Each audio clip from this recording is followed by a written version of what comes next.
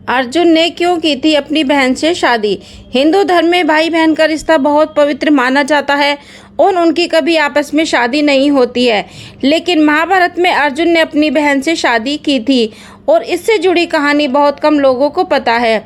महाभारत के अनुसार सुभद्रा श्री कृष्ण की बहन थी और अर्जुन उनकी बुआ कुंती के पुत्र थे। ऐसे में अर्जुन और सुभद्रा रिश्ते में फुफेरे और ममेरे भाई बहन हुए। सुभद्रा की रूप और बुद्धि की तारीफ सुनकर अर्जुन को सुभद्रा से प्रेम हो गया था। अर्जुन ने सुभद्रा के सामने विवाह का प्रस्ताव रखने की सोची थी और तब दोस्तों भगवान श्री कृष्ण ने अर्जुन को बताया कि सुभद्रा वासुदेव और रोहिणी के संतान है, इसलिए वह उनकी सगी बहन नहीं है। द्रौपदी से ज़्यादा सुभद्रा से क्यों प्यार करते थे अर्जुन। महाभारत में अर्जुन की 4 पत्नियों का जिक्र मिलता है, द्रौपदी, उल्पी, चित्रांगदा और सुभद्रा। चारों पत्नियों में से अर्जुन अपनी 2 पत्नियों द्रौपदी और सुभद्रा के साथ रहे। सुभद्रा कृष्ण की बहन थी। भगवान श्री कृष्ण ने अर्जुन के सारथी की भूमिका निभाई थी। जब अर्जुन द्रोणाचार्य से दीक्षा ले रहे थे तब इस दौरान अर्जुन की मुलाकात गदा से हुई और गदा अक्सर सुभद्रा के बारे में बात किया करता था। वह अपनी चचेरी बहन सुभद्रा के रूप और सुंदरता की तारीफ किया करता था। सुभद्रा के रूप और बुद्धि की तारीफ सुनकर अर्जुन को सुभद्रा से प्रेम हो गया था। तब अर्जुन ने सुभद्रा के सामने विवाह का प्रस्ताव रखने की सोची। लेकिन इसी बीच अर्जुन ने अपने भाइयों के साथ स्वयंवर में द्रौपदी से विवाह कर लिया। युधिष्ठिर और द्रौपदी के साथ रहने के दौरान अर्जुन ने पत्नी की साझेदारी के नियम का उल्लंघन कर दिया था, जिसके कारण बाद 12 साल की लंबी तीर्थ यात्रा पर उन्हें जाना पड़ा।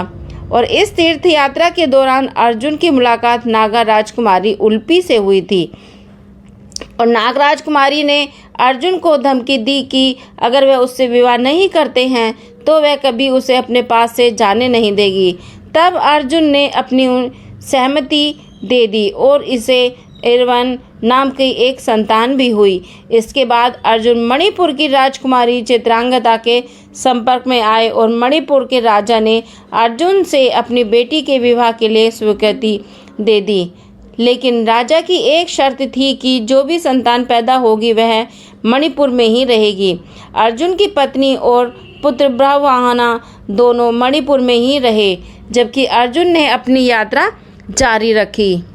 अर्जुन द्वारका पहुँचे जहाँ श्री कृष्ण से मुलाकात होनी थी। अर्जुन को अपने वर्षों पुराने प्रेम सुभद्रा को भी ढूंढने की इच्छा थी। तब अर्जुन ने यति का रूप धारण किया और द्वारका पहुँच गए। दोस्तों हालांकि किसी ने अर्जुन को वहां पर पहचाना नहीं, लेकिन श्री कृष्ण को एहसास हो गया कि अर्जुन वहां पहुंच गए थे और वह अपनी करीबी दोस्त से मिलने के लिए तुरंत निकल पड़े। उसके बाद अर्जुन एक बरगद के पेड़ के नीचे ध्यान मग्न बैठे थे कि तभी अर्जुन ने अपने दोस्त और गुरु श्री कृष्ण को अपनी ओर आते हुए देखा।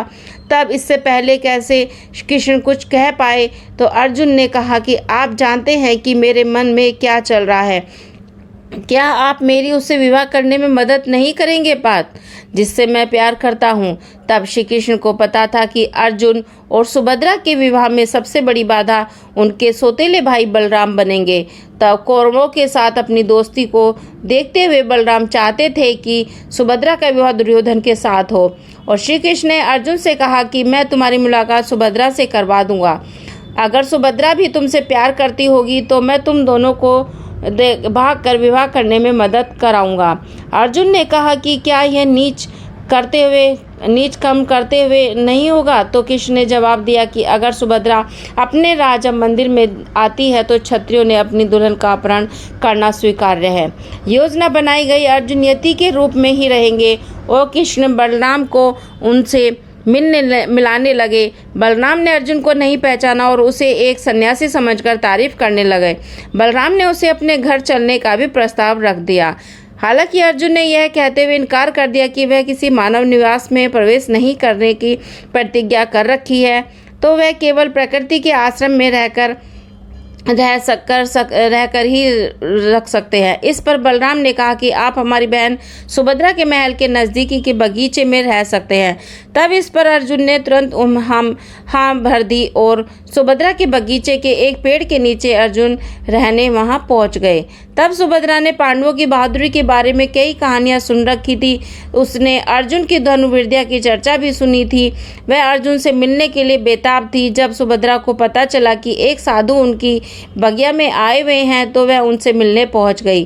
तब सुभद्रा ने सबसे पहले पांडवों के साम्राज्य इंद्रप्रस्थ के बारे में पूछा। इसके बाद अर्जुन के बारे में सीधे पूछा। सुभद्रा ने साधु से कहा कि मैंने सुना है कि अर्जुन बहुत वीर और गुणवान हैं। क्या आप मुझे उनके बारे में और बताएंगे? तब अर्जुन अपनी तारीफ सुनकर थोड़ा शर्मा गए, लेकिन फिर उन्होंने सारे युद्धों और उसमें पांडवों की जीत के बारे में सुभद्रा को बताया।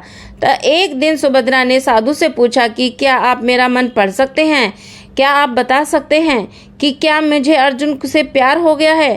क्या मुझे उनका प्यार मिल पाएगा? अर्जुन वर्षों से यह शब्द सुनना चाहते थे और अर्जुन ने तुरंत अपनी पहचान सुभद्रा को बता दी। इसी बीच श्री कृष्ण पहुंच गए। वह यह देखकर खुश तो हो गए, लेकिन उन्होंने फिर से याद दिलाया कि वे दोनों केवल भागकर ही शादी कर सकते हैं। तब इस पर कृष्ण ने कहा कि मैं तुम्हें अपना बना दूंगा। सुभद्रा रोज रुद्र मंदिर में दर्शन करने आती है, वहीं से तुम उसे अपने साथ इंद्रप्रस्थ लेते जाना। सब कुछ योजना के मुताबिक हो रहा था, लेकिन सुभद्रा के साथ कुछ अंगरक्षकों ने अर्जुन को पहचान लिया और सबको आगाह कर दिया कि बलराम ने जब सुना कि उनकी बहन का अपहरण करने की कोशिश की गई है तो वे पूरे इंद्रप्रस्थ और पांडव साम्राज्य को तबाह कर देने चाहते थे। तब श्री कृष्ण बलराम को बताया कि इसमें कुछ भी क्षत्रिय धर्म के खिलाफ नहीं है। आखिरकार बलराम ने इस विवाह को अपनी स्वीकृति दे दी। इंद्रप्रस्थ पहुंचते ही अर्जुन सुभद्रा की तरफ मुड़े और कहने लगे कि तुम द्रौपदी के बारे में तो जानती होंगी और तुम्हें यह भी पता होगा कि उसने कहा है कि वह जब तक जीवित रहेंगी तब तक कोई और पांडव पत्नी इंद्रप्रस्थ में नहीं रह सकती। हम दोनों तभी साथ रह सकते हैं जब द्रौपदी इसकी स्वीकृति देगी। सुभद्रा ने द्रौपदी से मुलाकात की और वह साधारण वस्त्रों में पहुंची और कहा कि मैं सुभद्रा हूँ, मैं एक ग्वालन हूँ और कृष्ण की सौतेली बहन हूँ। तब द्रौपदी के मन में श्री कृष्ण के लिए बहुत ही श्रद्धा थी और द्रौपदी ने सुभद्रा को तुरंत गले लगा लिया। कुछ दिनों बाद जब दोनों के बीच अच्छी दोस्ती हो गई, तब सुभद्रा ने अर्जुन के प्रति अपने प्रेम को जाहिर कर दिया।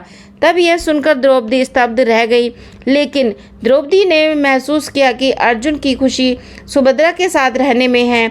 तो इसके बाद द्रौपदी ने अर्जुन और सुभद्रा को अपना आशीर्वाद दे दिया और दोनों साथ रहने लगे। जय श्री कृष्ण। दोस्तों, आपको यह जानकारी कैसी लगी कृपया कमेंट में ज़रूर बताइए और वीडियो पसंद आई हो तो लाइक कीजिए, शेयर कीजिए, चैनल को सब्सक्राइब करिए और बेल आइकन पर क्लिक करिए ताकि मेरी नोटिफिकेशन आपको मिल जाए। Please take care. Bye bye.